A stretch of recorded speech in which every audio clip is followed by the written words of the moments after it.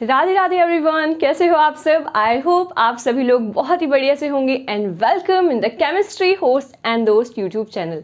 Well, I am your host.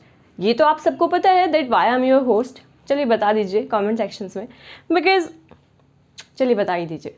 और आपकी दोस्त क्यों हूँ? क्योंकि सिर्फ आपको पढ़ाऊँगी नहीं, आपको साथ साथ ये भी बताऊंगी कि मैंने कैसे याद किया। ठीक है, तो होस्ट चलो मैं ही बता देती हूँ। होस्ट हूँ क्योंकि मैं आपको केमिस्ट्री पढ़ाती हूँ, और दोस्त हूँ क्योंकि मैं आपको ये भी बताऊंगी कि मैंने कैसे याद की ये चीज़ें, जिससे कि आपको बहुत ज़्यादा हेल्प होने वाली है। ठीक है, और क्लास के एंड में अगर मैं भूल भी जाऊं तो भी आप मुझे कमेंट्स में ज़रूर बता देना। वैसे I will remind to tell you that what are the tricks जिनसे हम ये सारी रिएक्शंस इजीली याद रख सकते हैं। ठीक है, वैसे मैं बीच बीच में आपको बताती ही रहूँगी। तो चलिए, हमारा ये बहुत इंपॉर्टेंट, इवन काफ़ी इंपॉर्टेंट टॉपिक जो है पोटेशियम डाइक्रोमेट, ऑलमोस्ट जहाँ से हमारे क्वेश्चंस आते ही आते हैं, चाहे आप बोर्ड्स लगा लीजिए, चाहे आप कॉम्पिटिटिव एग्जाम्स लगा लीजिए। ठीक है, तो ज़रूरी हो जाता है थोड़ा सा। और ये बहुत ज़्यादा टफ नहीं है, बहुत ज़्यादा टेंशन जिसकी आप लोगों ने ले रखी है। मुझे बहुत सारे बच्चों के सेम यही डाउट्स कि मैम बाकी जो DNF ब्लॉक आपने जो करा हमें समझ आ गया, बट हमें ये नहीं समझ आ रहा कि हम ये रिएक्शंस कैसे करें। तो चलिए मेरे बच्चों, without wasting any time, let's move to our videos. इससे पहले अगर आपने हमारे चैनल को सब्सक्राइब नहीं किया है तो do subscribe and let's go. देखिए, सबसे पहली बात है हमारे पास पोटेशियम डाइक्रोमेट। तो इसका जो फॉर्मूला है वो क्या होता है, K2Cr2O7। ठीक है, ये आप लोगों को पता होगा। इन केस अगर आपको ये नहीं पता है, अभी आज के लेक्चर में ही जो हमारा 20 से 25 मिनट का लेक्चर होगा, उसमें मैं आपको बहुत बार ये टर्म यूज़ करवाऊंगी, तो आप लोगों को ऑटोमेटिकली याद हो जाएगा। ठीक है, so this is our potassium dichromate. ठीक है, पोटेशियम के डाइक्रोमो मतलब डाइक्रोमो है, मतलब क्रोमियम 2 है, और क्रोमेट हमने इसका नेम बोला है। ठीक है, क्लियर है। अब क्या है इसका काम, क्या है बेसिकली, ये एक ऑक्सीडेंट की तरह यूज़ होता है। ठीक है, अब बहुत सारे बच्चों को ऑक्सीडेंट में भी कंफ्यूजन हो जाती है that ma'am what is oxidant itself. ठीक है, तो देखो यार, oxidant is basically oxidising agent. Agents क्या होते हैं? जो दूसरों को ऑक्सीडाइज करवाएं और खुद को क्या करें, रिड्यूस करें। ठीक है ना, जैसे कि हमने बोला कि भाई जैसे Cr जो है ना, क्रोमियम, वो +6 से ना +3 में कन्वर्ट होता है। ठीक है, तो देखो इसमें क्या हुई है, इसकी ऑक्सीडेशन स्टेट जो है डिक्रीज हो गई है ना, +6 से बेचारी +3 तक ही रह गई। तो इसमें हम क्या बोलेंगे, इसमें हम बोलेंगे कि भाई क्या हुआ है, यहाँ पे रिडक्शन हुआ है। रिडक्शन, समझ रहे हो वाली बात, ध्यान से समझना। जब आपके पास ऑक्सीडेशन स्टेट इंक्रीज हो तो उसको आप ऑक्सीडेशन बोलते हो। ठीक है ना, और उसका उल्टा क्या होता है, हमारा रिडक्शन होता है। अब देखो यहाँ पे रिडक्शन हुआ तो आप बोलोगे मैम आप तो ऑक्सीडेंट बता रहे थे, अब यहाँ पे रिडक्शन कैसे हुआ? Guys listen to me very carefully. देखिए क्या है, ये रिडक्शन हो रहा है, लेकिन रिडक्शन हो रहा है का क्या मतलब है, reduction itself is oxidising agent. देखो ये क्या है, ये ऑक्सीडाइजिंग एजेंट है, इसने खुद को रिड्यूस करवाया, दूसरे का ऑक्सीडेशन करवाया। खुद को रिड्यूस करने का क्या मतलब है, इसने इलेक्ट्रॉन्स लिए। इलेक्ट्रॉन्स लेने के लिए देखो +6 इसके ऊपर चार्ज था, इसने मान लो 3 इलेक्ट्रॉन्स ले लिए, है ना, 3 ही लिए तभी ना +3 हुआ। तो अब ये बताओ कि इसके ऊपर +6 चार्ज था, इसने 3 इलेक्ट्रॉन्स ले लिए, दैट मीन्स ये रिड्यूस हो गया। ठीक है ना, तो ऑक्सीडाइजिंग एजेंट्स आर बेसिकली जो ऑक्सीडाइज करे दूसरों को, है ना। एजेंट्स मतलब जो दूसरों के लिए एजेंट है ना, खुद के लिए क्या है वो अलग है। ठीक है, तो क्या है, ऑक्सीडेंट्स आर ऑक्सीडाइजिंग एजेंट्स, और एजेंट्स क्या होते हैं, जो ऑक्सीडाइज करे बाकी को, दूसरों को, और रिड्यूस करे स्वयं को, themselves। क्लियर है। वैसे ये बहुत हम ऑलरेडी काफ़ी सारे इलेक्ट्रोकेमिस्ट्री वगैरह में भी पढ़ चुके हैं, ऑक्सीडाइजिंग एजेंट, रिड्यूसिंग एजेंट। ठीक है, रिडॉक्स रिएक्शंस में भी पढ़ चुके हैं, बट कोई बात नहीं। अभी के लिए आई होप आपको ये क्लियर हो गया हो that why it is use as an oxidant in leather industry, azo compound के प्रिपरेशन में एंड डाई के प्रिपरेशन में। ठीक है, तो इन सब चीज़ों में इसका यूज़ किया जाता है। ठीक है, तो इसीलिए हम इसको पढ़ने वाले, क्योंकि ये देखो इन सब चीज़ों में ये यूज़ होता है। ये इसको हम एज एन ऑक्सीडेंट यूज़ करते हैं, Cr+6 से Cr+3 कन्वर्जन में यहाँ पे क्या हो रहा है, इसका ये रिडक्शन हो रहा है, मतलब ये एक ऑक्सीडेंट की तरह बिहेव कर रहा है। क्लियर है, चलो अच्छी बात है। फॉर्मेशन क्या है, अब इसका हमें देखना है फॉर्मेशन क्या है। देखो आपने सिर्फ ये वाली चीज़ें याद रखो, ये वाला एक रिएक्शन देखना, मैं बताती हूँ क्या है। देखो सबसे पहले ना, ये हमारे नेचर में मिलता कैसे है। ठीक है, जैसे कोई भी चीज़ है हम देखते हैं कि भाई वो ना ओर की फॉर्म में मिलती है। ठीक है ना, ओर्स हमारे पास प्रेजेंट होते हैं। तो अब देखो ये हमारे पास और है, किसका, क्रोमाइट और है। मतलब क्या मतलब है ये, इस तरीके से फेरस क्रोमेट, मतलब आयरन से मिक्सिंग वाला, आयरन और क्रोमियम का मिक्सचर से बना है हमारा क्या, क्रोमाइट ओर। ठीक है, ये ऐसे ही हमारे पास नेचर में होता है। अब ऑब्वियस सी बात है कि आपको इसको रिफाइन करना पड़ेगा, फिल्टर करना पड़ेगा, तब आपसे क्या निकलेगा, यहाँ से क्रोमेट निकलेगा। और उसके बाद क्रोमेट को फर्दर अगर हम थोड़ा और करते हैं, इसको एसिड के साथ जैसे मेनली रिएक्ट करवाते हैं, तो क्या बनता है हमारे पास, डाइक्रोमेट बन जाता है। क्लियर है ये वाली चीज़, देखना दोबारा से समझना। ये हमारे पास क्या था, FeCr2O4, Cr2O4 है यहाँ पे आपके पास। ठीक है, क्रोमाइट और आपने इसको बोला है, इसको आप ऐसे भी लिख सकते हो कि FeO, ठीक है, डॉट Cr2O3। तो कुछ बुक्स में ऐसे लिखा होता है क्रोमाइट और को, कुछ में ऐसे लिखा होता है। ठीक है, ऐसे ही लिखते हैं हम, रिप्रेजेंट करते हैं। ऑल्सो क्या है, ये फर्दर आपका क्रोमेट में कन्वर्ट हो जाएगा। क्रोमेट का ऑक्सीडेशन स्टेट और क्रोमाइट डाइक्रोमेट्स का ऑक्सीडेशन स्टेट क्या है, दोनों का सेम है। अब देखो याद करने के लिए कैसे करना पड़ेगा, देखो अभी ये आपके दोस्त का काम है, नहीं तो होस्ट का काम तो हो चुका है। देखना, क्रोमियम 2 है यहाँ पे, तो हमने स्टार्ट कहाँ से किया, क्रोमियम के 2 वाले से स्टार्ट किया। ओ तो क्या है, इन दोनों में तो 4 है। देखो 2 से स्टार्ट किया तो कहाँ पे चले गए, 1, और फिर 1 से अगेन किस में चले गए, 2 में। ठीक है ना, तो क्रोमियम का पहले क्या था, FeCr2O7, ठीक है, या फिर O4 सॉरी, या फिर आप क्या लिख सकते हो, एक O जो है, ये 4 में से एक O है, इसको आगे लगा दो और Cr2O3 ऐसे लिख सकते हो। ठीक है, नेक्स्ट में सिंपल आपका chromate, that is the Cr2O4 3 negative, sorry 2 negative, 3 negative किसी में भी नहीं आएगा, this is just a slip of tongue. ठीक है, Cr2O4 2 नेगेटिव, और यहाँ पे आपका क्या आ जाएगा, 4 की जगह सीधा क्या बन जाएगा आपके पास, 7, Cr2O7 2 negative, that is the डाइक्रोमेट्स। अब हमें ये देखना है कि ठीक है ये सब तो बनेगा, लेकिन अब हमें ये देखना है कि इसका प्रिपरेशन हुआ कैसे होगा। ऐसे थोड़ा ही ना हवा में हमने क्रोमाइट और ले लिया, वो उड़ गया और फिर वो उधर कन्वर्ट हो गया क्रोमेट में। ठीक है, तो ऐसे तो कुछ नहीं हुआ होगा। तो इसीलिए हमें क्या देखना है, प्रिपरेशन देखनी है। ध्यान से समझना, बहुत ईजी है, बहुत ईजी से समझ आएगी, ध्यान से समझना। देखो, प्रिपरेशन ऑफ सोडियम क्रोमेट। ठीक है, सोडियम क्रोमेट मतलब देखो यार, इससे बनाना तो यही है अल्टीमेटली। लेकिन देखो अगर मैं ये 2 नेगेटिव हटा दूँ यहाँ पे से, तो आप खुद सोचना, अगर ये Cr2O4 2 नेगेटिव है, अगर मुझे ये 2 नेगेटिव हटाना है तो मैं क्या कर दूँ, Na2Cr2O4 2 नेगेटिव, मतलब ये। ठीक है, तो मैंने क्या किया, एक तरीके से मेटल की क्या प्रॉपर्टी होती है, Na की प्रॉपर्टी होती है कि भाई ये एक इलेक्ट्रॉन लूज कर देता है और पॉजिटिव बन जाता है, यही तो होता है ना। तो मतलब अगर मैंने इस पर केटायन लगा दिया, केटायन बेसिकली आगे की साइड लगते हैं, कोऑर्डिनेशन में पढ़ा था, और एनायन हमेशा पीछे की साइड लगता है। ठीक है, तो देखो इसका 2 नेगेटिव चार्ज न्यूट्रलाइज करवाने के लिए मैंने यहाँ पे एक मेटल लगा दिया। अब एक मेटल लगाने से तो काम नहीं चला, क्योंकि अगर एक Na लगाओगे तो क्या बनेगा, ये बनेगा, 1 नेगेटिव बच जाएगा फिर भी। ठीक है ना, तो इसलिए मैंने क्या लगाने पड़े, मुझे 2 मेटल लगाने पड़े सोडियम के, to neutralise this positive 2 + 2 charge. Clear है भाई, ओके, जस्ट अ सेकेंड। अब देखो, तो बनाना तो हमें यहाँ से यहाँ तक ही है। ध्यान से देखो, FeCr2O4 से हमें क्या बनाना है, यहाँ पे थोड़ी सी जगह छोड़ देते हैं, जो यहाँ पे हम लिखने वाले हैं, हमें बनाना है Na, मतलब क्या था, Cr2O4 2 नेगेटिव। क्लियर है, हाँ जी बिल्कुल क्लियर है। ठीक है, वो दिखा था ना, क्रोमियम 2 था, तो क्रोमियम हमारे पास क्या रह जाएगा, 1 रह जाएगा। अब सोच के देखो, मैंने यहाँ पे सोडियम डालना है, तो मतलब मैंने यहाँ पे कुछ सोडियम का तो कंपाउंड डाला ही होगा। ठीक है, तो हमने यहाँ पे क्या डालना है, Na2 डालना है। ठीक है, तो हम यहाँ पे क्या डालने वाले हैं, हम यहाँ पे डालने वाले हैं Na2CO3, सोडियम कार्बोनेट।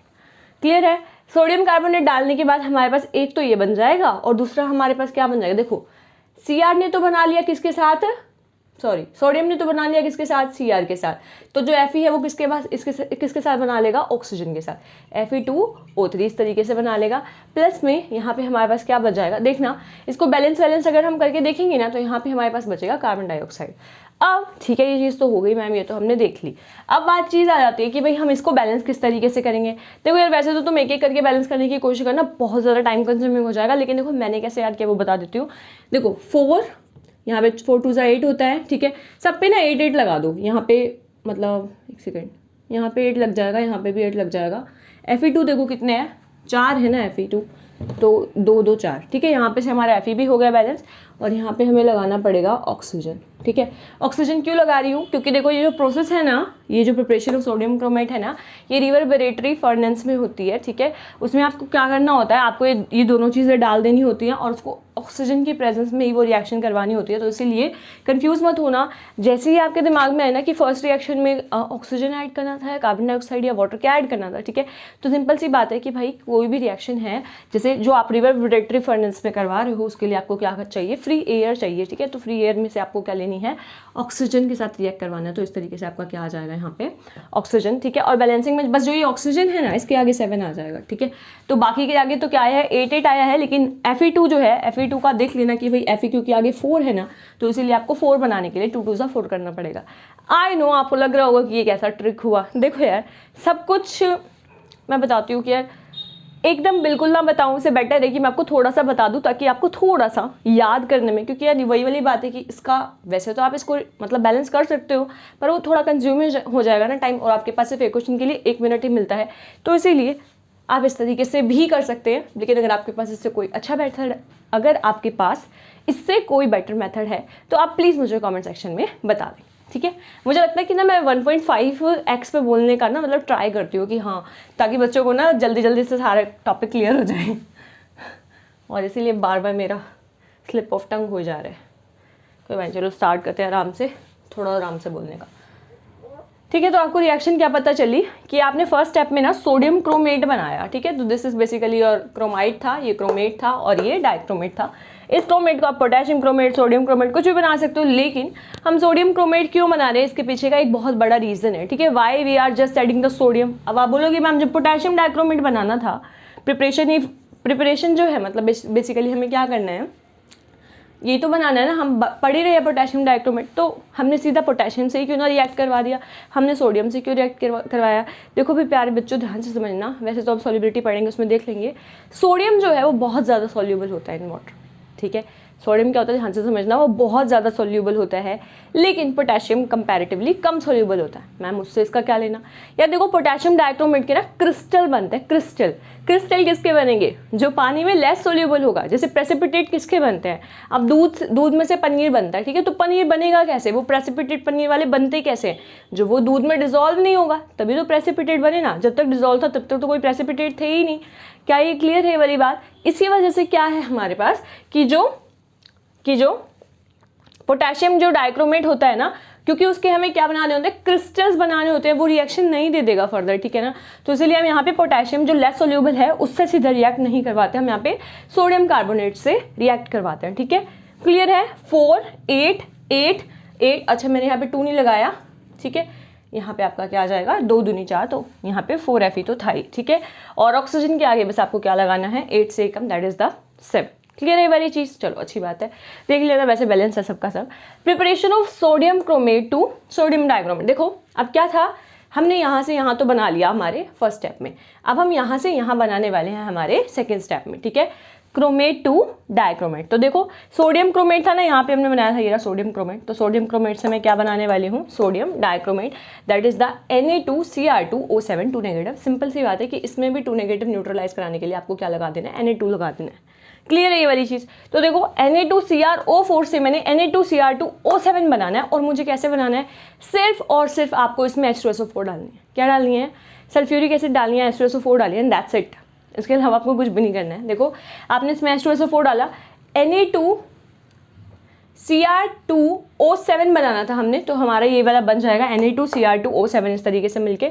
अब क्या है, अब देखो आपको दिखाई दे रहा होगा यहाँ पे क्या था हमारे पास, एक तो सल्फर बचा हुआ है। ठीक है, और हमारे पास जो सोडियम है ना, उससे हम सल्फर के साथ रिएक्ट करके बना देंगे, क्योंकि सीधा सल्फर तो आप क्या ही छोड़ोगे बेचारे को, तो आप सिंपल क्या लिख दोगे, Na2SO4। Na2SO4 इधर बन जाएगा, और यहाँ पे एक जो चीज़ बच जाएगी वो क्या बन जाएगा, आपके पास वाटर बच जाएगा। वाटर वैसे आप जब बैलेंस करोगे तभी भी आपको पता चल जाएगा कि भाई एक ऑक्सीजन और 2 हाइड्रोजन की कमी है। इसमें रिएक्शन में कुछ नहीं करना है। जैसे देखो यहाँ पे कितने सोडियम हो गए, 2 सोडियम ये हो गए और 2 सोडियम आपके वाले हो गए, तो आपको क्या करना है, यहाँ पे सिर्फ 2 2 4 कर देना, दैट्स इट, ये बैलेंस्ड है। ठीक है, तो सिंपल सी बात है। इसको इसमें कन्वर्ट करने के लिए आप लोगों ने क्या किया था, थोड़ा सा लिख दो यहाँ पे, इसको इसमें कन्वर्ट करने के लिए आपने सिंपली करा था Na2SO4 से रिएक्ट। ठीक है, और प्लस में क्या था मैंने बताया था, ऑक्सीजन की प्रेजेंस में होएगा। अब मैंने इसको इसमें कन्वर्ट करने के लिए क्या किया है, मैंने इसमें सिर्फ और सिर्फ H2SO4 डाला। क्लियर है, बाकी सब हमारा सही है। बैलेंसिंग हमने इसकी भी देख ली, इसमें तो सिंपल बस Na सोडियम का अनबैलेंस हुआ था, अदरवाइज सब कुछ बैलेंस था। यहाँ पे जो एंड में था, यहाँ पे आपके पास कार्बन डाइऑक्साइड बच रही थी, मतलब निकल रही थी, गैस ऐड हुई, गैस ही निकली, यहाँ पे आपके पास सॉल्यूशन ऐड हुआ तो वाटर निकला। इस तरीके से भी याद रख सकते हो, ठीक है। चलो अब हमारा थर्ड एंड फाइनल स्टेप आ जाता है। देखो आपने अब इसको ना डाइक्रोमेट में तो कन्वर्ट कर लिया, दैट इज द Na2Cr2O7 में तो कन्वर्ट कर लिया, लेकिन अब आपको चाहिए क्या है? Na2Cr2O7 तो नहीं चाहिए, आपको क्या चाहिए? K2Cr2O7। तो बेसिकली आपको क्या कराना है? सोडियम को रिप्लेस करवाना है पोटेशियम से। तो क्योंकि जो पोटेशियम होता है ना, उसकी रिएक्टिविटी हमेशा ज़्यादा होती है, मैंने कहीं ये रहा, reactivity of potassium is greater than sodium. तो इसी वजह से जो पोटेशियम है वो डिस्प्लेस कर देता है सोडियम को। तो कुछ भी नहीं करना, सिर्फ और सिर्फ आपको इसमें KCl ऐड कर देना है। ये आपने KCl ऐड करा, 2 Na थे, 2 Kl चाहिए, तो फिर आपको 2 KCl ऐड करना पड़ेगा। That's it, that is it. इससे अलग कुछ भी नहीं है। यहाँ पे आपका Na बच गया, यहाँ पे Cl, तो आपने क्या बना दिया? यहाँ पे NaCl बना लिया, दैट्स इट। क्लियर है ये वाली बात? भूल जाओगे, बहुत टफ रिएक्शन था, कुछ भी नहीं किया। देखो सिर्फ हमने यही वाला जो फॉर्मेशन है ना, ये है हमारे पास पोटेशियम डाइक्रोमेट का फॉर्मेशन, ठीक है। फर्स्ट स्टेप में आपने क्या किया है? सिर्फ Na2SO4 प्लस ऑक्सीजन डाला है, बैलेंस आपको करना आ गया है 4 8 8 8 8। बस ऑक्सीजन के आगे क्या आ जाएगा आपके पास? 7, और Fe के आगे क्या आ जाएगा? Fe का बैलेंसिंग करके लिखेंगे, 4 Fe था तो हमें 2 2 4 लिखना पड़ेगा, दैट्स इट, ठीक है। उसके बाद क्या है नेक्स्ट स्टेप में? हमें CrO4 से Cr2O7 that is the chromate से डाइक्रोमेट बनाना था। क्रोमेट क्या होता है हमारे पास? CrO4 2 negative, that is the 2 negative हटाने के लिए Na2CrO4, तो इसको हमें Na2Cr2O7 बनाने के लिए सिंपल H2SO4 डालना है, इससे बन जाएगा। और नेक्स्ट स्टेप में हमें सोडियम से पोटेशियम डाइक्रोमेट बनाने के लिए क्या करना है? सिर्फ और सिर्फ KCl का ऐड करना है, एंड दैट्स इट। तुम इसको you will gonna as this question and this reaction, ठीक है। इससे आपको कुछ भी डिफिकल्ट आई होप अब लगेगा नहीं। दूसरी बात क्या है, जिन भी बच्चों को लगता है कि मैम हमसे इस तरीके से याद ही नहीं होता, गाइस देखो एक बहुत बढ़िया ट्रिक जो मैं आपको बता रही थी, एंड में बताऊंगी, लेकिन वो अभी बताती हूँ आप लोगों को। देखो मैं बताती हूँ, जब मैं स्टूडेंट थी ना, जब मैं 11th 12th में थी, सच बोलो तो मुझे तो बिल्कुल समझ ही नहीं आता था, मुझे तो कुछ भी नहीं आता था इसमें से, सच्ची बता रही हूँ। मेरे तो मार्क्स भी बहुत गंदे आए थे मेरे 12th बोर्ड्स में, ठीक है। तुम सुनोगे ना तो मतलब ऐसा लगा है मेरे केमिस्ट्री के बहुत गंदे मार्क्स थे गाइस। मेरे फिजिक्स में बल्कि ठीक थे, पर केमिस्ट्री के बहुत ही बकवास मार्क्स थे। मतलब मैम हम गलत बंदे से पढ़ रहे हैं। अरे ठीक है, तुम्हें लगता है गलत बंदे से तो मत पढ़ो यार, मैं क्या कह रही हूँ कि मुझसे ही पढ़ो, ठीक है। समझ आ रहा है तो फिर भी पढ़ लो। देखो अब क्या हुआ, मुझे कैसे पता चला कि how to do all these things, क्योंकि अब जब मैंने उसके बाद प्रिपरेशन की, स्टडी की, आकाश इंस्टीट्यूट ज्वाइन किया, वहाँ पे सबसे पढ़ाई करी की, हाँ फिर मुझे केमिस्ट्री समझ आने लगी थी हमारी आकाश की फैकल्टी से। अब देखो क्या होगा, ध्यान से समझना। एक टेक्निक होती है स्टडी टेक्निक, फेनमैन टेक्निक। अब ये जो है इसके ऊपर मैं रिसेंटली तो नहीं बोलेंगे, प्रीवियस 1 ईयर से मैंने अपना लर्निंग सिस्टम डेवलप करने के लिए बहुत ज़्यादा सर्च किया, गूगल सर्च किया। आप लोग भी इस टेक्निक को गूगल सर्च कर सकते हैं। ये टेक्निक ना बहुत बेस्ट है वो चीज़ें याद रखने के लिए जो आपको बिल्कुल याद नहीं रहती। इसमें आपको क्या करना होता है, ये देखो आपने आज सुबह से ना शाम तक आपने जो भी कुछ पढ़ा है, ठीक है, शाम तक आते आते ना आप लोगों का एनर्जी थोड़ा सा डाउन हो जाता है। जो बच्चे मेरी तरह थोड़ा सा मॉर्निंग ईगल टाइप पर्सन है कि जो मॉर्निंग जल्दी उठ जाते हैं, तो हाँ हमने दोपहर तक बहुत सारा इन्फॉर्मेशन कंज्यूम कर लिया होता है, शाम तक आते आते हम थोड़ा सा रिलैक्स होने वाले हो जाते हैं कि यार बस हो गया, अभी और नहीं हो रहा वाली चीज़ है। तो देखो उस टाइम पे आप लोगों को क्या करना है, teach what ever you read. This is the best technique you can ever apply on your self. और इससे आपको मतलब कॉन्सेप्ट ना पेपर में, हम ऐसा होता है ना पेपर में भूल गए, बाकी तो हमने कर लिया, पेपर में भूल गए। तो पेपर में तुम इसी तरीके से नहीं भूलोगे। जो भी आपको टफ लगता है, आइए अपने घर पे कैमरा ऑन करिए और पढ़ाइए वो जो कॉन्सेप्ट, आपको देखना नहीं है बीच में एक बार भी, ठीक है ना। तो आपको पढ़ाना है वो कॉन्सेप्ट कि हाँ भाई मैम ये है ये है ये है। आपको ऐसे सोच लेना है कि आपके आगे बहुत सारे स्टूडेंट्स बैठे हैं, ठीक है। नहीं भी सोचोगे तो ठीक है, तुम खुद को पढ़ा रहे हो, दैट्स इट, समझ रहे हो। तो सोच लेना है कि बहुत सारे स्टूडेंट्स बैठे हैं। नहीं तो जो भी आपके आजू बाजू या फिर जो भी आपका मित्र सखा सखी है उसको कॉल करिए, बोलिए कि भाई ये टॉपिक मैंने पढ़ लिया, चल मैं तेरे को पढ़ाता हूँ, तो फिर उसको पूरा टॉपिक पढ़ा दो। क्लियर है वाली चीज़। वो पढ़ाते टाइम ना आप लोगों को क्या हो जाएगा, बेस्ट आपको याद हो जाएगा, ठीक है। ऐसे नहीं होता शेयरिंग से हमेशा मैम उसको भी आ जाएगा फिर हमारा कॉम्पिटिशन बढ़ेगा। ब्रो लिसन टू मी, उसको पढ़ाने से उसको नहीं आ रहा, अब मैं आपको पढ़ा रही हूँ आपको नहीं आ रहा, सच में समझना। आपको मैं बस समझा सकती हूँ, मैं आपके दिमाग में डाल नहीं सकती। अब देखो आपको मैंने समझा दिया, अब अगर आप इसको रिवाइज नहीं करोगे या फिर अब आके आप इसको फर्दर किसी और को नहीं पढ़ाओगे तो क्या हो जाएगा, आप लोग इसे भूल जाओगे। इवन मेरे आपको ज्ञान देने के बावजूद भी जो बच्चे इसको रिविजन करते हैं या फिर जो बच्चे इसको दूसरों को पढ़ाते हैं by applying this Feynman technique, वो बच्चे डेफिनेटली पास होंगे, उनको डेफिनेटली एग्जाम में चीज़ें याद आएंगी। लेकिन जो बच्चे इसको पढ़ के छोड़ देंगे कि हाँ अब हमें समझ आ गया, मैम ने समझा दिया, भाई मेरे पढ़ने से, मेरे समझाने से तुम्हारा कभी भला हुआ होता तो आज तक सभी बच्चों का भला हो ही चुका होता, ठीक है। क्योंकि वीडियोस तो सब लोग देख लेते हैं लेकिन रिवीजन कोई नहीं करना चाहता, ठीक है। तो दिस इज़ द थिंग, अगर आप लोगों के मार्क्स नहीं भी बढ़ रहे हैं तो this is the key point जो आप आज अप्लाई कर सकते हो अपनी लाइफ में, और देख सकते हो डेफिनेटली आपका दिमाग जो है वो बहुत ज़्यादा टाइम तक इन्फॉर्मेशन को रिटेन करने लगेगा, ठीक है। अब इसके बाद हम क्या देखने वाले हैं, इसका सॉल्युबिलिटी वगैरह थोड़े से टॉपिक्स और रह गए हैं, ठीक है। एनसीईआरटी का देखो, एक मिनट, इसका जो एनसीईआरटी है ना, आप एकदम लाइन टू लाइन पढ़ लेना, कोई दिक्कत नहीं आएगी आज, आपको कोई भी दिक्कत नहीं आएगी, मैंने सब कुछ बता दिया आप लोगों को, ठीक है।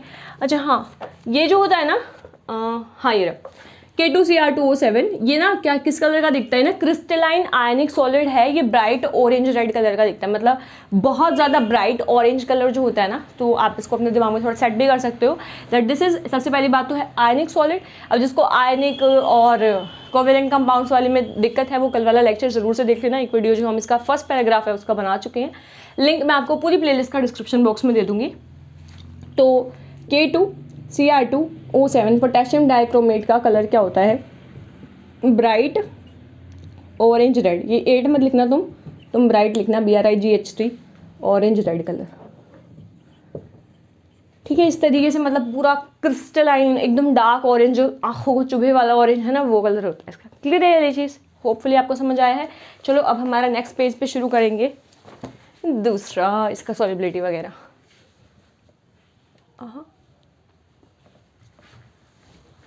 दिख तो रहा था ना, हाँ दिख तो रहा ही है पूरा, हाँ क्लियर है। तो प्यारे बच्चे देखो, अब हम वो चीज़ पढ़ रहे हैं जो हमने ऑलरेडी थोड़ी सी तो देख ली है पर थोड़ी सी बाकी है, ठीक है। सबसे पहले जैसे हमने सॉल्युबिलिटी देख लिया तो सॉल्युबिलिटी की ही बात कर लेते हैं। जैसे हमने बोला था कि भाई हमने सोडियम क्यों यूज़ किया है इंस्टेड ऑफ पोटेशियम, तो गैस बिकॉज सोडियम जो है वो क्या है आपके पास मोर सोल्यूबल होता है, और क्या होता है देखो, ये लेस सोल्यूबल होने की वजह से क्या होगा ये कि भाई इसके प्रेसिपिटेट बन जाते हैं वाली चीज़ हमने पढ़ी थी। क्या है और आपके पास कि भाई मोर सोल्यूबल के साथ साथ ये क्या है, एक हाइग्रोस्कोपिक है। हाइग्रोस्कोपिक क्या होता है, जो मॉइस्चर को एब्जॉर्ब करते हैं, ठीक है। तो यहाँ पे हम लिख सकते हैं एब्जॉर्ब मॉइस्चर, क्लियर है ये वाली चीज़। और ये क्या है, ये extensively used as a oxidant, ठीक है। तो ये मेनली आपका ऑक्सीडेंट की तरह ही यूज़ किया जाता है। अब क्या है आपके पास K2Cr2O7 की बात करें तो ये ऑक्सीडेंट तो यूज़ करा ही जाएगा, लेकिन साथ में ये क्या होता है, primary standard in volumetric analysis. तो ये एक तरीके से ना स्टैंडर्डली यूज़ किया जाता है किसमें, वॉल्यूमेट्रिक एनालिसिस में। क्योंकि देखो जब आपको, अगर आप ये यूज़ कर लोगे एज अ स्टैंडर्ड तो क्या होगा, ये सिर्फ अपने के साथ साथ ये मॉइस्चर भी एब्जॉर्ब करके ना उसका वेट भी दिखा देगा, ठीक है। जबकि हमें इससे क्या होगा, हमारा कैलकुलेशन एरर आ जाएगा। इसलिए हमें क्या करना होता है, इसीलिए हमें इसको यूज़ करना होता है एज अ प्राइमरी स्टैंडर्ड, किसमें, वॉल्यूमेट्रिक एनालिसिस के ड्यूरिंग। क्लियर है ये वाली बात, ठीक है। Because of just because of the sodiums hygroscopic nature, इसीलिए हम सोडियम डाइक्रोमेट को यूज़ नहीं करते हैं, इसीलिए ही यूज़ पड़ा कि हम इसको KCl के थ्रू पोटेशियम डाइक्रोमेट में कन्वर्ट करवाएं। इतना क्लियर है। अब क्या है, हमारे पास दो रिएक्शन दे रखी है एनसीईआरटी में ये वाली।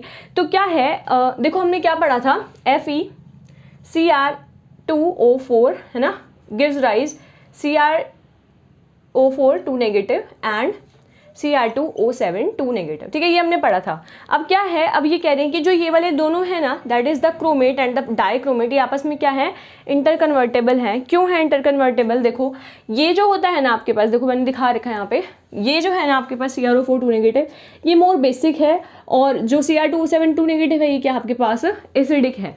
ये भी नहीं याद रख सकते तो सिर्फ इतना याद रखो कि हाई pH में ये फॉरवर्ड रिएक्शन करेगा, हाई pH में, ठीक है। तो हाई नहीं, लो pH में, लो pH, ठीक है। तो लो pH का क्या मतलब होता है, pH अगर 0 1 2 3 4 इतना है तो क्या होता है, एसिडिक। तो क्या है, लो pH में क्योंकि ये बना रहा है, दैट मीन्स क्या है, ये एसिडिक है। तो अगर एसिडिसिटी का माहौल है तो एसिडिक को हम कैसे रिप्रेजेंट करते हैं, H पॉजिटिव से भी रिप्रेजेंट करते हैं। मतलब अगर आप इसमें, ठीक है, एसिड डाल दोगे तो ये कन्वर्ट हो जाएगा आपका किस में, डाइक्रोमेट में कन्वर्ट हो जाएगा, डाइक्रोमेट प्लस में वाटर में, ठीक है। लेकिन अगर आप इस वाले में यूं का यूं, इस वाले में क्या डाल दोगे, बेस डाल दोगे। Cr2O7 2 नेगेटिव में क्या डाल दोगे, बेस, ठीक है। जैसे H positive acts as acid, OH negative acts as base, ठीक है। तो OH नेगेटिव डालने से क्या हो जाएगा, यहाँ पे क्या आ जाएगा आपके पास, ये दोबारा से इसमें कन्वर्ट हो जाएगा, because this is more basic and this is more acidic. तो जो ये रिएक्शन है वैसे तो ठीक है, ये बैलेंस तो कर ही लोगे। कैसे, देखो बस आपको CrO4 2 नेगेटिव को Cr2O7 2 नेगेटिव में कन्वर्ट करना है, लेकिन लो पीएच लाना है, तो मतलब यहाँ पे H पॉजिटिव ऐड करना है। H पॉजिटिव ऐड करने के लिए यहाँ पे आपके पास क्या निकलेगा, H2O निकलेगा। तो H2O 2 हाइड्रोजन लाने के लिए आपको 2H पॉजिटिव ऐड करना पड़ेगा, दैट्स इट। क्लियर है ये वाली बात। और क्या है यहाँ पे, क्योंकि Cr से Cr2 बन रहा है, तो आपको इसको बैलेंस करने के लिए यहाँ पे क्या लगाना पड़ेगा, 2, ठीक है। आपका बैलेंस रिएक्शन हो जाएगा। उल्टा करने पर भी क्या हो जाएगा, यहाँ पे 2Cr है, तो यहाँ पे क्या लिखना पड़ेगा, Cr के आगे 2 लिखना पड़ेगा। यहाँ पे OH नेगेटिव आपके पास, यहाँ पे आप लिख दोगे सीधा वाटर। क्लियर है ये चीज़, ठीक है मेरे प्यारे बच्चों। चलो, और कुछ रह गया क्या इसमें,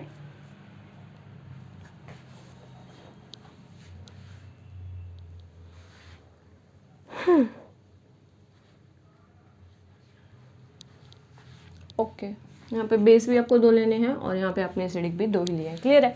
चलो, ये वाली चीज़ आपको आ गई ना। अब इसमें और कुछ, हाँ ठीक है, ठीक है। तो आपको ये याद रखना है, बाकी ये तो आप फिर से खुद से बना ही लोगे, ठीक है। मतलब वैसे भी आपको रिएक्शन तो लिखनी नहीं होगी, मेनली आपको तो बस बताना होगा किस तरीके के प्रोडक्ट्स बनते हैं।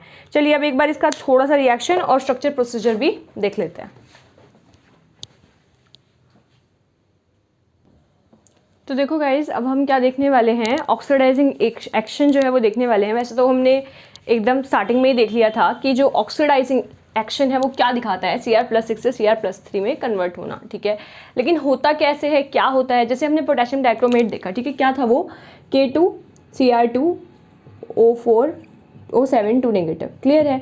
इसका ऑक्सीडेशन स्टेट निकालोगे तो कितना आ जाएगा, सॉरी 2 नेगेटिव नहीं आता K2 वाले में, अगर हम सिर्फ K2 हटा के लिखते हैं तो आता है 2 नेगेटिव, ठीक है ना। तो कैसे भी लिख लो यार, K2 से लिख लो, K2CrO4 2 नेगेटिव से ले लो, तुम्हारी Cr2O7 2 नेगेटिव से ले लो, तुम्हारी मर्जी है, ठीक है। जैसे K2 से अगर आप लिखोगे तो कैसे आ जाएगा, देखो आपको इसको ऑक्सीडेशन स्टेट भी निकालनी आ जाएगी, ध्यान से देखना। K2Cr2O7 2 नेगेटिव, ठीक है। हमने Cr की निकालनी है, 2K मतलब 2 प्लस में कितना आ गया, 2x। 7 2 जा, मतलब ऑक्सीजन के लिए -2 होता है ना, तो माइनस का 14 इज इक्वल्स टू माइनस का 2। बताओ कितना बच जाएगा, 14 और 2 माइनस का 12,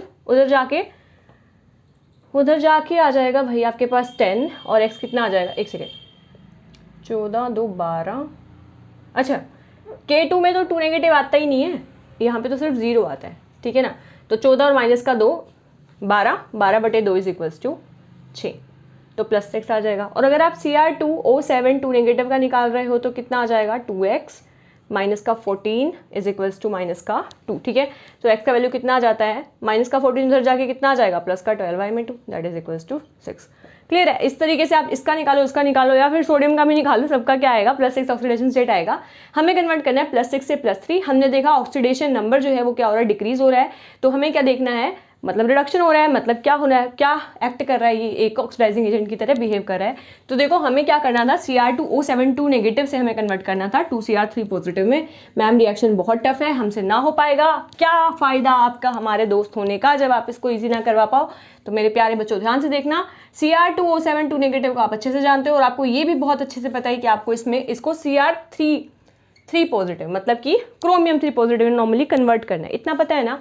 अब ध्यान से देखना, एक सेकेंड, आपको दिख रहा है ना ये, थोड़ा सा और ऐसे कर लूँ क्या, ठीक है, ओके। अब ठीक है, देखो अब ध्यान से, अब देखो यहाँ पे आपके पास सिर्फ क्रोमियम है, यहाँ पे ऑक्सीजन भी है, तो ऑक्सीजन के लिए देखो 7 वाटर ऐड करने पड़ेंगे। 7 वाटर ऐड कर दिए बैलेंस करने के लिए, 7 ऑक्सीजन यहाँ पे हो गया। अब 7 ऑक्सीजन तो यहाँ पे ठीक है, लेकिन यहाँ पे अब हाइड्रोजन हो गए, यहाँ पे हाइड्रोजन नहीं है, तो 7 2 जा 14 H पॉजिटिव हम ऐड कर लेते हैं, रिडॉक्स रिएक्शन से पता था ना, ठीक है। उसके बाद क्या रह जाएगा आपके पास, क्रोमियम। देखो यहाँ क्रोमियम यहाँ पे 2 है, यहाँ पे 1 ही बेचारा, तो यहाँ पे क्या कर लेंगे, इसको 2Cr3 पॉजिटिव कर लेंगे, ठीक है। उसके बाद अब देखना यहाँ पे कितने इलेक्ट्रॉन्स हैं, देखो यहाँ पे है 2 नेगेटिव और 14 H पॉजिटिव आगे है ना, 2 नेगेटिव, इलेक्ट्रॉन्स। ओके देखो यहाँ पे क्या है, 3 2 जा 6 प्रोटॉन्स है, ठीक है। तो हमें इसको बैलेंस करने के लिए क्या करना पड़ेगा, यहाँ पे 6 इलेक्ट्रॉन्स को ऐड करना पड़ेगा, ऐसे ही करना रहता है ना। यहाँ पे अगर मैं देखूँ 7 2 जा 14 नेगेटिव हैं और 14 पॉजिटिव हैं, यहाँ पे 3 2 जा 6 तो पॉजिटिव हैं, पर यहाँ पे नेगेटिव नहीं है। 6 7 8 8 3 6, देख लेना यार, जब तुमने रिडॉक्स रिएक्शन करा था उधर से देख लेना, या फिर मैं आपको थोड़े नेक्स्ट क्लास में इसको कंफर्म करके बता दूंगी कि यहाँ 6 इलेक्ट्रॉन्स जो हैं, जब याद नहीं आता तो याद नहीं आता है, ठीक है, कोई बात नहीं। अभी आपको ये समझ आना है किस तरीके से आपको रिएक्शन बनानी है। जो ये इलेक्ट्रॉन्स है ना, जब आप ओवरऑल रिएक्शन को बैलेंस करोगे तो आपके यहाँ पे 6 इलेक्ट्रॉन ऐड करने बच जाएंगे, ठीक है। अभी क्या है हमारे पास, ये वाला रिएक्शन तो बन गया, ठीक है, ये आपको आ गया। तो its oxidising action can be represented as like this, ठीक है। तो 6 इलेक्ट्रॉन हमारे यहाँ पे यूज हुए हैं, बाकी रिएक्शन हमें बैलेंस करनी आ गई है। अब क्या है, एसिडिफाइड K2Cr2O7, ठीक है। ऑफकोर्स ये बात है कि यार हमने देख भी लिया कि एसिड की तरह बिहेव करेगा, तो हमारे पास ये क्या है, एसिडिफाइड K2Cr2O7 किस किस को ऑक्सीडाइज कर देगा। देखो इन्होंने बताया कि भाई I नेगेटिव को I2 में कन्वर्ट कर देगा, H2S को, ऑफकोर्स ये बात है यहाँ पे 2H पॉजिटिव में और S2 नेगेटिव, मतलब H पॉजिटिव अलग निकलेगा, S अलग निकलेगा और 6 इलेक्ट्रॉन हमारे यहाँ पे रह जाएंगे। हर एक में ना 6 इलेक्ट्रॉन का ही एक्सचेंज होगा। क्यों होगा, क्योंकि हमें ओवरऑल रिएक्शन है ना, वो इसको ऐड करके बनाएंगे ना, तो 6 से 6 हमारे कैंसिल हो जाएंगे। एक मैं करके भी दिखा दूंगी, जो आपके एनसीईआरटी में करके दिखाया हुआ है। वैसे आप सारे भी लिख सकते हो, अगर आपको सारे चाहिए तो मुझे कॉमेंट सेक्शन में बता देना, फिर हम एक्स्ट्रा क्यों पढ़े जब हमें एनसीईआरटी पढ़नी है। तो देखो अब क्या है, इस तरीके से आप SN2 पॉजिटिव को 4 पॉजिटिव में कन्वर्ट करवा देता है। तो देखो इसमें भी क्या हुआ है आपके पास, एसिडिफाइड K2Cr2 विल ऑक्सीडाइज, ठीक है। तो यहाँ पे क्या करवा रहा है, ऑक्सीडाइज करवा रहा है। 2 पॉजिटिव से भी यहाँ पे किसमें हो रहा है, 3 पॉजिटिव, सब में क्या हो रहा है आपके पास, ऑक्सीडेशन हो रहा है, सब में ऑक्सीडेशन स्टेट इंक्रीज हो रही है, आप ये आराम से देख सकते हैं, ठीक है। अब देखना, अगर हम इसकी फुल आयनिक इक्वेशन लिखने लगे, देखो किसी को भी ये रिएक्शन ले लो और इसमें आपको प्लस करनी है ये वाली रिएक्शन, जैसे हमने Fe का लिख रखा है ना, तो देखो लेफ्ट हैंड को लेफ्ट हैंड में प्लस करते हैं, Cr2O7 2 नेगेटिव, ये रहा 14H पॉजिटिव, ये रहा 6 इलेक्ट्रॉन और ऐड कर लो, और यहाँ पे 6Fe2 पॉजिटिव ये रहा, ठीक है। अब इसमें 2Cr2 3 पॉजिटिव ये रहा, 7H2O ये रहा, उसके बाद हमने क्या कर लिया, 6Fe3 पॉजिटिव और ऐड कर लिया और 6 इलेक्ट्रॉन्स ये रहे, ठीक है। 6 इलेक्ट्रॉन से 6 इलेक्ट्रॉन कट जाएंगे, फुल आयनिक इक्वेशन क्या आ जाएगी, ये वाली आ जाएगी। सिमिलरली आप अगर इसको किस में ऐड करते हो, I नेगेटिव वाली में ऐड करते हो, तो क्या आ जाएगा, दिस प्लस दिस, 6 इलेक्ट्रॉन से 6 electron cancel, this plus 7H2O, clear है, ये वाली चीज़ हो जाएगा। इस तरीके से आप सारे रिएक्शंस कर सकते हो यार, है ना। बस आपको क्या करना है, इलेक्ट्रॉन्स तो सब में क्योंकि 6 ही रह रहे हैं आपके पास, लेकिन आपको बस याद रखना है कि भाई I नेगेटिव को ये, मतलब हर एक में क्या करना है आपको, ऑक्सीडेशन स्टेट ना इंक्रीज करनी है। देखो यहाँ पे 0 था, यहाँ पे क्या है -1 से आप 0 ऑक्सीडेशन स्टेट में जा रहे हो, मतलब आपने क्या लिया है, आपने क्या किया है, आपने एक इलेक्ट्रॉन को लूज करवाया है ना। बेसिकली आप ऑक्सीडेशन स्टेट से ही देखते हैं ना, ऑक्सीडेशन स्टेट क्या हुई है, डिक्रीज हुई है। ऑक्सीडेशन स्टेट डिक्रीज होने का क्या, सॉरी इंक्रीज हुई है, नेगेटिव थी प्लस में गई है ना। ऑक्सीडेशन स्टेट इंक्रीज होने का क्या मतलब हुआ है कि यहाँ पे क्या हुआ है, ऑक्सीडेशन हुआ है, ठीक है, ऑक्सीडेशन हुआ है, रिडक्शन नहीं हुआ, ठीक है। ऑक्सीडाइजिंग एजेंट जो हम पहले पढ़ के आए उसमें हम रिडक्शन कर रहे थे, यहाँ पे हम क्या कर रहे हैं, ऑक्सीडेशन करना दिखा रहे हैं। क्योंकि देखो ध्यान से समझना, हमने अभी क्या देखा था, एसिडिक और बेसिक नेचर देखा था ना। बताओ क्या बता रहा था, वो बता रहा था कि Cr2O7 2 नेगेटिव जो है वो क्या है, एसिडिक नेचर का है, ठीक है। तो ये इस तरीके से अपना एसिडिक एक्शन दिखाएगा। अब देखो यहाँ पे क्या आपके पास H2 का, अगर यहाँ पे देखोगे H2 नेगेटिव होता है, यहाँ पे 2 नेगेटिव, यहाँ पे देखो S के पास है 2 नेगेटिव और S के पास है 0, तो 2 नेगेटिव से 0, मतलब यहाँ पे भी ऑक्सीडेशन स्टेट इंक्रीज हो रहा है, यहाँ पे भी ऑक्सीडेशन स्टेट इंक्रीज हो रहा है। तो ऐसे कैसे दिख रहा है, 2 पॉजिटिव से 3 पॉजिटिव, यहाँ पे 2 पॉजिटिव से 4 पॉजिटिव, सब में क्या ऑक्सीडेशन स्टेट इंक्रीज हो रहा है, मतलब कि ऑक्सीडेशन हो रहा है, ठीक है, क्लियर है। तो यहाँ पे इन्होंने यही दिखाया है कि विल ऑक्सीडाइज, मतलब यहाँ पे हम क्या दिखा रहे हैं, ऑक्सीडेशन दिखा रहे हैं। हम इसको ऑक्सीडाइजिंग एजेंट नहीं, हम इसका ऑक्सीडेशन कैसे करता है ये वैसे दिखा रहे हैं, और हम इस तरीके से इसका ओवरऑल रिएक्शन लिख सकते हैं, ठीक है। एक चीज़ जो इसकी बच गई है वो है इसका स्ट्रक्चर। बस मुझे 2 मिनट और दो, फिर हम इसका स्ट्रक्चर भी कर लेते हैं। तो गाइस जल्दी से अब हम देखते हैं क्रोमेट और dichromate, that is the CrO4 2 negative and Cr2O7 2 negative का स्ट्रक्चर हम कैसे बना सकते हैं। देखो क्रोमियम ये है, यहाँ पे आपको स्ट्रक्चर में ऑक्सीजन दिखा के ओवरऑल क्या लगाना है, 2 नेगेटिव चार्ज लगाना है। This is your chromate structure. And अगर हम डाइक्रोमेट की बात करें तो क्या हो जाएगा, देखो बेसिकली होना ये चाहिए था कि CrO4 का ट्वाइस होना चाहिए था, तो कितना आ जाता, Cr2O8 आ जाता, लेकिन क्या है O8 की जगह क्या आ रहा है, O7 आ रहा है। ऐसा क्यों है, क्योंकि एक ऑक्सीजन को ना दोनों शेयर कर रहे हैं, ठीक है, जिसकी वजह से एक ऑक्सीजन कम आके यहाँ पे आपके पास क्या रह रहा है, जेड चार्ज हमारा CrO7 2 नेगेटिव चार्ज है, ठीक है। अब देखो अगर मैं इसका स्ट्रक्चर बनाऊँ CrO7 2 नेगेटिव का, स्ट्रक्चर बिल्कुल सेम है। देखो ये जैसे टेट्राहेड्रल स्ट्रक्चर था ना इसका, इस तरीके से टेट्राहेड्रल टाइप का स्ट्रक्चर बनेगा। देखो Cr ये रहा, O हमें इस तरीके से लगाना था, O, ठीक है। अब हमें क्या करना था, अब हमें, क्योंकि मैंने बताया कि एक ऑक्सीजन शेयर हो रहा है ना, तो Cr के यहाँ पे भी O आपका लग जाएगा, O O, ठीक है। तो ये भी हो गया, ये भी हो गया। ओवरऑल हमें चार्ज कितना लगाना है, 2 नेगेटिव का चार्ज ही लगाना है। अब देखो बात क्या है, ये तो जो बॉन्ड है ना, ये दोनों के दोनों किससे जुड़े हुए हैं, ऑक्सीजन से जुड़े हुए हैं। ऑल्सो ये बाद में भी बना है, ये इतना ज़्यादा स्ट्रॉन्ग बॉन्ड भी नहीं है। तो हमें ये बताए कि भाई जो स्ट्रॉन्ग बॉन्ड नहीं होता ना, बॉन्ड स्ट्रेंथ जो होती है आपके पास, स्ट्रेंथ वो इन्वर्सली प्रोपोर्शनल होती है बॉन्ड लेंथ की। मतलब जो वीक बॉन्ड है ना, जो वीक बॉन्ड है उनकी बॉन्ड लेंथ बड़ी होती है। अब मैंने ये बताया कि ये वाले आपके पास वीक बॉन्ड है तो इनकी बॉन्ड लेंथ कितनी होगी, बड़ी होगी, ठीक है। एक की बॉन्ड लेंथ होती है 163, एक की बॉन्ड लेंथ होती है 179, ठीक है। एक की 16, एक की 17, एक की 16 में अगर 3 है तो इसमें कितना हो जाता है, 3 3 जा 9 आ जाता है, या फिर 3 2 जा 6, आई थिंक 179 ही होता है। अब देखो तुम बताओ इन दोनों में से कौन सी बॉन्ड लेंथ इसकी होगी और कौन सी बॉन्ड लेंथ इस वाले ऑक्सीजन की होगी, बताओ जल्दी से। देखो ये क्योंकि क्या है हमारे पास बड़ा है ना, बड़ा क्यों है, ये बाद में बना है, ऊपर से ऑक्सीजन के साथ वीक बॉन्ड बना हुआ है। तो वीक बॉन्ड बना है तो सिंपल सी बात है 179 पिकोमीटर की हमारी इसके पास बॉन्ड लेंथ होगी। इस वाले ऑक्सीजन की, मतलब इन वाले ऑक्सीजन की बात करेंगे तो ये वाले क्या बना रहे हैं आपके पास, 163 पिकोमीटर की बॉन्ड लेंथ बना रहे हैं। और अगर मैं बॉन्ड एंगल देखूँ, है ना, ये तो आपको पता चल गया ना, इस वाले को रिप्रेजेंट करें। अगर मैं बॉन्ड एंगल देखूँ तो कितना आ जाएगा आपके पास, ये वाला bond angle is equal to 126 degree, I think ना, 126 है आई थिंक, हाँ जी बिल्कुल बिल्कुल यही है। तो आपको क्या समझ आ गया कि हमारी बड़ी बॉन्ड लेंथ का क्या मतलब है, हमारी छोटी बॉन्ड लेंथ का क्या मतलब है। That's it for the potassium dichromate guys. आपको अब सारे क्वेश्चन बन जाएंगे, ट्रस्ट मी। एक बार एनसीईआरटी से लाइन टू लाइन पढ़ लेना, आपको एकदम हर एक लाइन, हर एक चीज़, हर एक अक्षर समझ आने वाला है।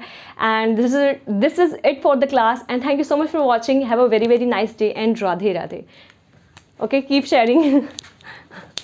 बाय।